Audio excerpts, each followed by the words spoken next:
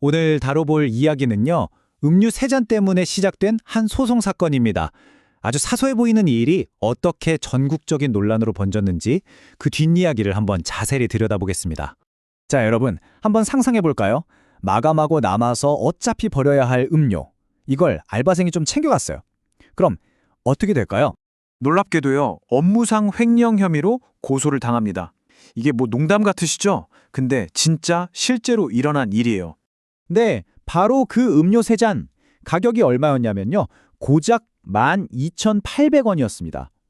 아니, 이 돈 때문에 어떻게 그렇게 큰 사건이 됐는지 지금부터 본격적으로 한번 들어가 볼게요. 네, 그럼 먼저 이 사건이 어떻게 시작됐는지 그 발단부터 한번 살펴보겠습니다. 모든 논란의 불씨가 된 그날의 이야기죠. 사건은 이렇습니다. 청주에 있는 한 프랜차이즈 카페 점주 A씨가요, 21살 알바생 B씨를 고소한 거예요. 이유가 뭐였냐면 퇴근하면서 12,800원어치 음료 3잔을 그냥 만들어 가져갔다는 거죠. 이게 바로 업무상 횡령이라는 겁니다. 근데 B씨 입장은 완전 달라요. 아니, 그거 실수로 만들어서 어차피 버릴 거였고 원래 사장님도 이런 거 괜찮다고 하셨잖아요. 이렇게 주장을 한 거죠. 근데 말이죠. 이게 단순히 음료 3잔, 12,800원, 이게 문제가 아니었습니다. 알고 보니까 그 배경에는 훨씬 더 복잡한 이야기가 숨어 있더라고요. 시간을 거슬러 올라가 보면요, 사실 관계가 좀 복잡해요. B씨는 원래 이 점주 A씨의 친구인 C씨 가게에서 먼저 일을 했어요. 근데 거기서 점주 C씨가 너 35만 원어치 음료 빼돌렸지? 하면서 압박을 해서 합의금으로 무려 550만 원을 받아냈다는 겁니다. 그러고 나서 B씨가 일을 그만두니까 이번엔 C씨의 친구인 A씨가 나타나서 우리 가게에서도 12,800원 훔쳐갔다 하면서 형사고소를 딱 해버린 거죠. 자, 이 두 점주를 보세요. 뭔가 패턴이 보이지 않나요? 점주 C는 35만 원을 가지고 550만 원이라는 거액의 합의금을 받아냈고, 그의 친구인 점주 A는 고작 12,800원 가지고 아예 인생의 빨간 줄 갈 수 있는 형사고소를 걸어버린 겁니다. 그러니까 어떻게 보면 한 학생을 두고 두 사람이 재정적으로 또 법적으로 막 압박을 한 모양새가 된 거죠. 이때 B씨가 장래희망이 교사인 재수생이었다고 해요. 그런 학생한테 너 전과 기록 생기면 대학 못 가, 구속이야, 이렇게 겁을 줬다는 겁니다. 교사를 꿈꾸는 학생한테 이런 말을 했다니 이게 얼마나 큰 공포였을지 상상이 가시죠? 자, 이런 사연이 세상에 알려지니까 어떻게 됐을까요? 당연히 여론이 정말 들끓기 시작했습니다. 이건 그냥 갑질 정도가 아니지 않냐, 이런 목소리가 커지면서 사회 여러 곳에서 움직이기 시작했죠. 특히 법률 전문가들이 딱 짚은 부분이 있었어요. 첫 번째, 그 550만 원 합의금 사건 때에 B씨가 미성년자였다는 점입니다. 막 고함치고 협박해서 합의금을 받아낸 거라면 이거는 정서적 아동학대에 해당할 수도 있다, 이런 심각한 지적이 나온 거죠.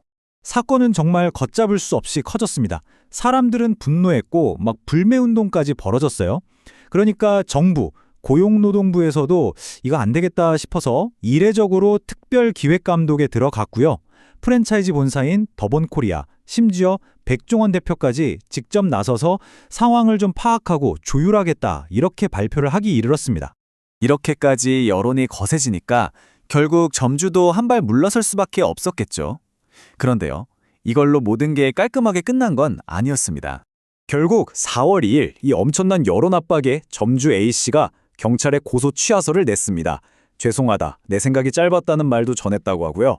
하지만 이걸로 사건이 종결된 게 아니었어요. 여기서 진짜 중요한 법률 상식이 하나 나옵니다. 바로 반의사불벌죄라는 건데요. 이게 뭐냐면 피해자가 저 사람 처벌하지 말아주세요 하면 처벌할 수 없는 범죄를 말해요. 폭행죄 같은 게 그렇죠. 그런데 B씨에게 적용된 업무상 횡령죄는 이 반의사불벌죄가 아닙니다. 그 말은 즉 점주가 고소를 취하했어도 수사는 멈추지 않고 그대로 진행된다는 뜻이에요. 자, 그럼 앞으로 어떻게 되는 걸까요? 절차는 이렇습니다. 일단 고소는 취하됐죠. 하지만 수사는 계속됩니다. 법이 그러니까요. 다만 경찰이 점주가 고소를 취하했구나 하는 점을 참고해서 사건을 경미범죄심사위원회 같은 곳으로 보내서 가볍게 처리할 가능성은 남아 있습니다. 자, 그럼 이 사건 하나를 넘어서 이게 우리 사회에 던지는 메시지는 뭘까요? 이 사건이 우리에게 남긴 것들에 대해 한번 생각해 보겠습니다. 고용노동부 장관이 이런 말을 했습니다. 노동시장에 처음 진입하는 사회초년생은 우리 사회가 함께 보호해야 할 대상입니다. 정말 이 사건의 핵심을 정확히 짚은 말이죠.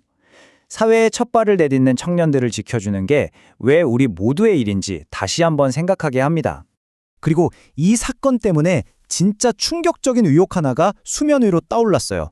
바로 일부 자영업자들 사이에서 공유된다는 소위 알바생 길들이기 매뉴얼이라는 게 있다는 주장입니다. 이게 뭐냐면요. 1단계, 평소엔 남은 음식 가져가도 된다고 말로 허락해줘요. 2단계, 그러면서 CCTV로 몰래 다 찍어두는 거죠. 그리고 마지막 3단계, 만약에 이 알바생이 밀린 월급을 달라거나 노동부에 신고를 한다? 그러면 그때 이 영상을 딱 꺼내면서 너 이거 횡령이야. 이걸로 고소할 거야. 이렇게 협박하는 카드로 쓴다는 겁니다. 정말 너무 악의적이지 않나요? 그래서 마지막 질문은 결국 우리 모두에게 돌아옵니다.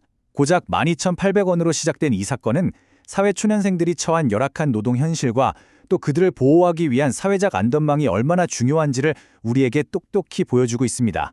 이제 사회의 첫 발을 내딛는 우리의 청년들을 어떻게 지켜줘야 할까요? 여러분의 생각은 어떠신가요?